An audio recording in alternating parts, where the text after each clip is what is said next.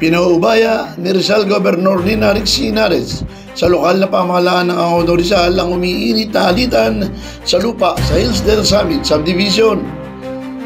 Ayon kay Inares, may kanya-kanyang jurisdiksyon ng mga lokal na otoridad tulad ng Philippine National Police, ang barangay at ang local government unit.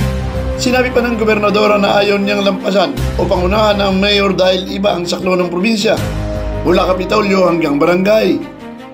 Ang pahayag ni Inares ay kasunod ng panawagan ng may-ari at empleyado ng Overlooking Cafe at Restaurant sa lugar na humihiling ng tulong sa pamahalaan matapos na umano'y harasin ng isang grupo ng kalalakihan na sinasabing inupahan ng isang individual na nag-aangking may-ari ng lupa. Matatandaan niya na noong October 13, 2025, isang grupo ng kalalakihan ng umano'y nagbarikada sa gate ng subdivision patungo sa kape dahilan upang hindi makapasok ang mga customer at pansamantalang-mantala ang operasyon ng mga negosyo.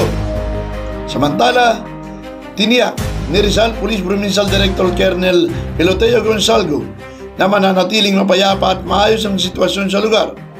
Ngunit, nilinaw niyang hindi saklaw ng Philippine National Police ang civil cases at land disputes.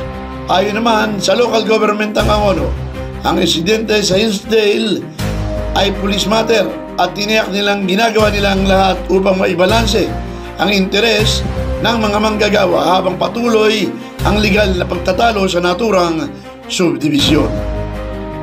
Felix Tambongco, The Observer News, DWRV 103.9 News FM.